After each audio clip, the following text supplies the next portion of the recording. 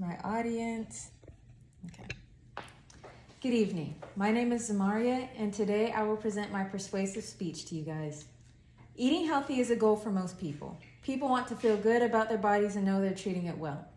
Genetically modified food, also known as genetically modified organisms, have had a lot of commentary surrounding them since they're known to be bad to the human body. But they may not be as bad as we make them out to be. According to a 2020 article by Tish Davidson, modified crops are able to survive herbicides that would normally kill them, giving farmers more options in what herbicide they want to use. Another tactic to genetically modify crops was to introduce a gene that made them resistant to insect diseases. Using these techniques and others on crops allows them to grow healthy, be good for the environment, and less expensive for farmers maintaining them and for us as consumers when we buy them. Today I will explain why genetically modified foods shouldn't be banned as much as people may think they should. In order to present this information to you, I've pulled information from the Northwest Florida State College databases and scholarly articles. First, I will explain the fact that genetically modified foods still treat our bodies just as well as crops that are unaltered. Then, I will explain how they can do more good than harm to the environment. And finally, I will discuss the fact that genetically modifying foods can help with world hunger. To begin, I will discuss the fact that genetically modified foods still treat our bodies well despite the backlash they face. In 2004, the American College of Toxicology did an extensive study to see whether or not the chemical composition, nutritional quality, and the levels of potential toxic components varied between genetically modified foods and those that were unaltered. But there wasn't a difference. This study proves that although genetically modified crops may not be a person's preference, eating genetically modified foods does the body just as well as foods that are unaltered. A 2022 article from the Royal Society says since the first widespread commercialization of genetically modified produce 18 years ago, there has been no evidence of ill effects linked to the consumption of any genetically modified crop. Their statement demonstrates the fact that the backlash towards genetically modified foods is unnecessary because this work has been done for years and people are still buying their normal foods without knowing their food could possibly have been genetically modified as well. Next, I will explain the ways in which genetically modified foods can help the environment.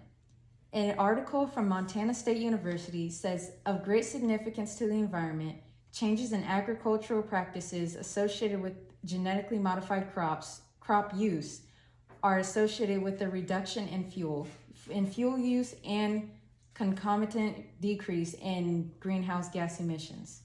At one point in time, finding ways to reduce fuel and gas was a goal, especially here in the US. The university's statement makes it clear that there are efficient ways we can reach that goal, although it may not be the most favorable.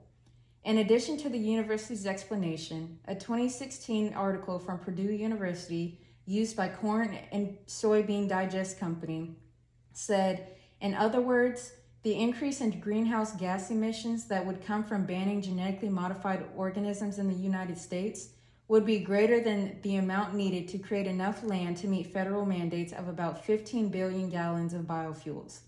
This explanation demonstrates why it's important for genetically modified organisms to stay around, especially considering the fact that climate change has been a huge event people have been trying to solve. Finally, I will discuss the fact that genetically modified organisms can help world hunger. There are millions of people that go hungry due to insufficient funds or personal issues, and some people are eating, but they're not getting enough protein from their food or protein at all. Genetically modified foods can help adjust that experience for people. According to Tish Davidson's 2020 article, rice is a staple of the diet of many Asians, and because rice does not normally contain vitamin A, many people in Asia are deficient in this vitamin. This deficiency is thought to have resulted in blindness in 250,000 children in Southeast Asia alone. In addition to Davidson's statement, an article by 3 people affiliated with German universities says, in many developing countries, whereby due to seasonal changes, there are usually a season of plenty and that of starvation. Genetically modified food is less of a problem because the goal is to feed the starving population.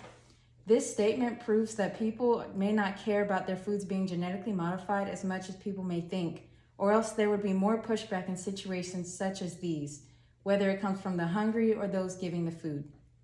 All in all, I have provided you with reasons as to why genetically modified foods shouldn't be banned. First, I explained the fact that although there's backlash, genetically modified foods can still nourish our bodies.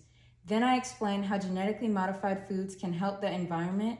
And finally, I explained how genetically modified foods can help world hunger.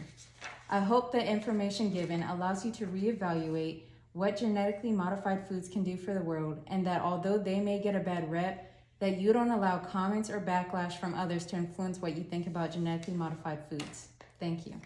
Thank you. And here's my audience.